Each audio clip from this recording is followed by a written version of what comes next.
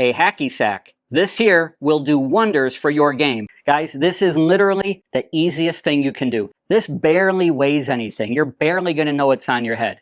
So take your normal address position as such and simply place the hacky sack directly on top of your head. Now I see when I do this with students, sometimes they kind of place it kind of here, let's say, and it ends up kind of falling off right away. So like I say, get yourself situated right here and then place this, yes, on the top of your head, but it almost feels to me like it's almost a little bit back of dead center of my head. And that's totally fine. Obviously, the goal here is to keep it balanced on top of your head. Now, as I place this on top of my head, and I show you some of those faulty scenarios, which are numerous different faults, whether I take the club way to the inside like this, you can see that hacky sack falls off. Let's do it again. The other example could be like this, where I've seen thousands of golfers where they swing out with the club immediately off plane and their hip slides this way, but the head and spine tilt too excessively towards the target. Something like this, not ideal. This is kind of a lifter and a chopper.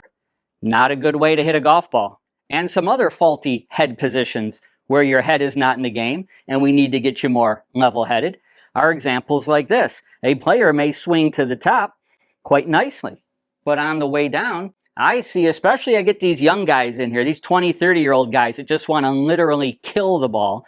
I'll see on the way down, they lunge forward this way.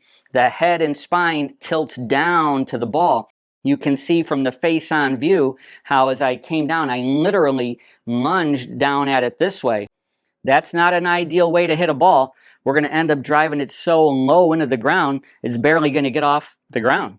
And of course, examples of an off-plane swing, in particular, the downswing.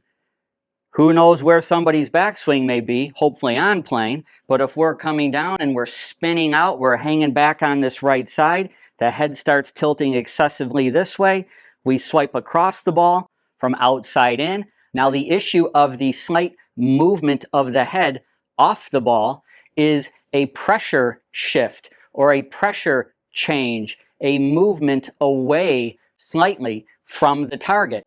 As what you see with numerous professionals, that movement off the ball this way, the pressure into this trail side, but a little pressure away from the target as they turn beautifully, they have given themselves the best chance to make the best downswing. That little pressure or shift away from the target is no different than literally any other sport.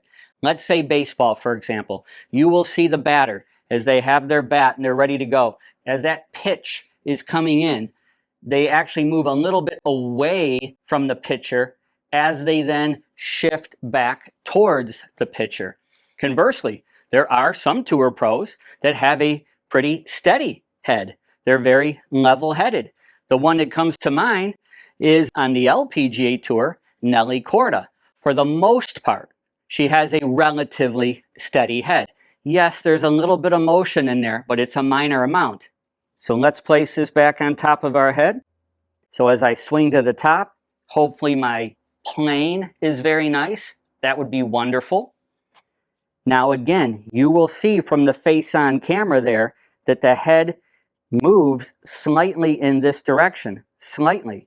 As I turn, that's a big thing. You just don't want to keep a steady head like this, but have no turn of the lower body. That is not powerful. So from here, as I swing to the top, there's a little movement away from the target, but I have kept a very level head. So just doing that, making practice backswings alone will do wonders for your swing. And of course, you can hit balls with this. So let's do it now. Let's take your baby soccer ball, the hacky sack, and the goal with this is to stay relatively level-headed during the backswing and into impact. Let's give it a shot. So let's get into a good posture at address. Let's set the hacky sack here, and hopefully with good turn of the body, I can make a good swing. So let's see how relatively level-headed I can be.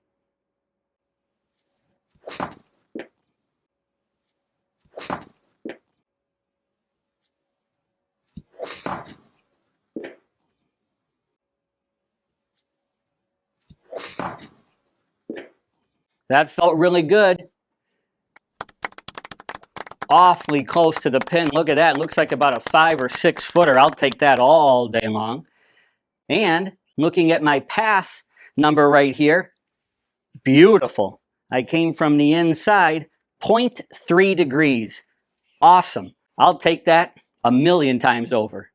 And as always, I offer you a free swing analysis. All you need to do, subscribe to my YouTube channel. Doesn't get any easier than that. You'll see below in the first pinned comment is a link to my website, and I'll tell you how you and I today can get started with your free swing analysis. So do yourself a favor, grab a hacky sack, and stay level-headed with the goal of making better swings to get better results.